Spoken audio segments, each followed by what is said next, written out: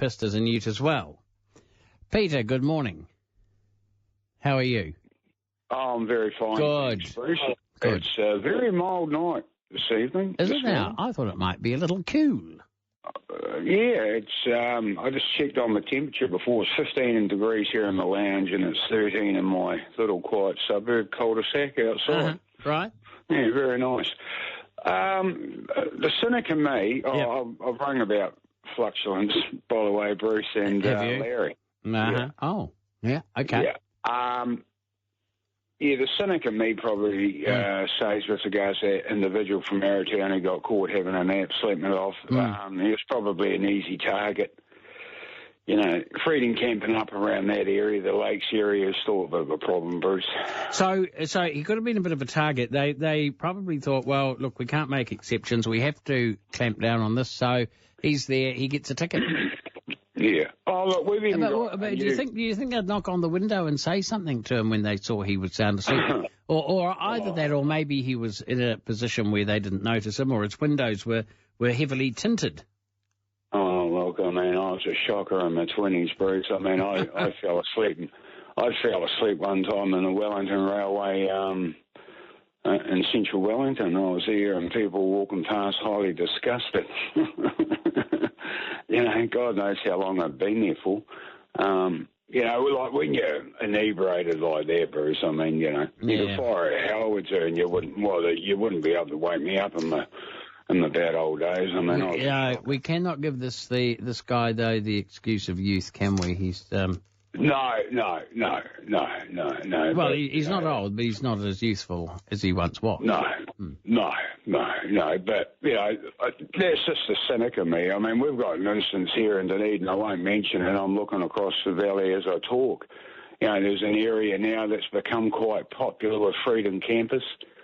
You know, it's just, you know, they just take liberties, Bruce. Yeah. You know, and that's a real sad thing because, you know, it's still going on. I mean, they're just using this whole country actually like an open sewer. Yes, they are. Yeah. You know, I mean, talk about clamping down on problems and that and social issues. Well, that'd be a start. Yeah.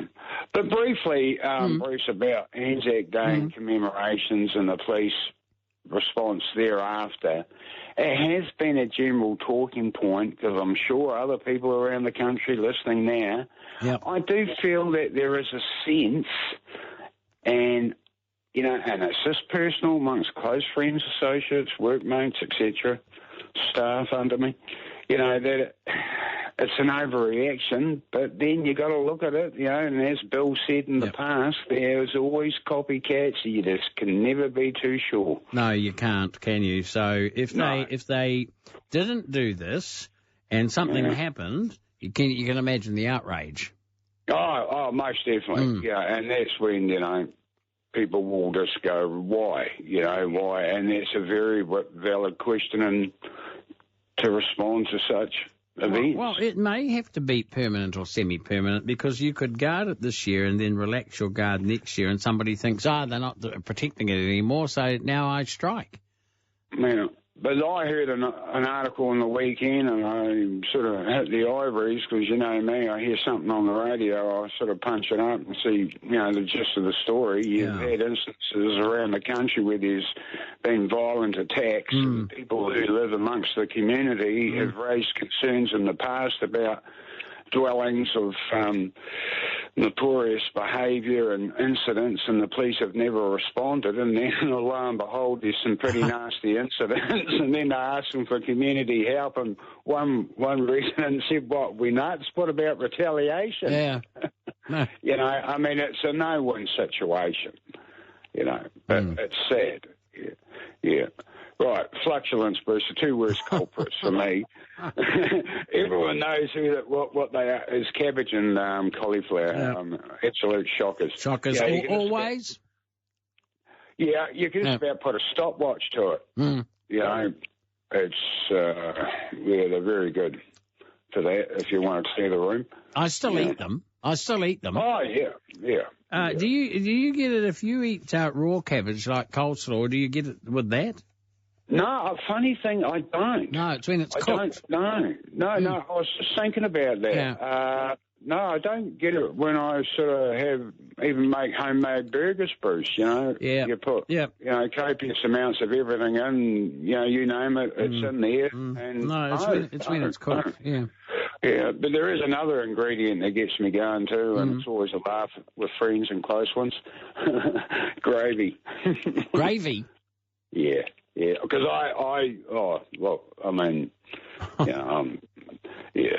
maybe it's just my metabolism. It's dodgy anyway with my pancreas. Yeah, I'm just full of wind, Bruce. Hissing wind. Yeah. But lastly, when Larry divulged on the show this yesterday afternoon, look, I think he's one of the big, next to you, Bruce. I mean, I've listened to Larry probably, except for a 4.5-5 year period when I wasn't here. But I think he's been a people's champion. Mm-hmm. I think he grew into the role because if I remember rightly, I think I first heard him about 92. Before I used to have night shift then because it was a year after I was left the army. Yes, quite possibly, yeah.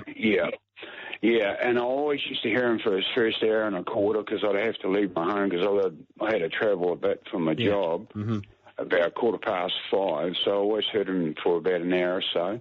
I've rung him over the years when he used to have those quick little snap sessions, you know, about commenting. He did, didn't he? Yeah. He's dropped those, hasn't he? Yeah.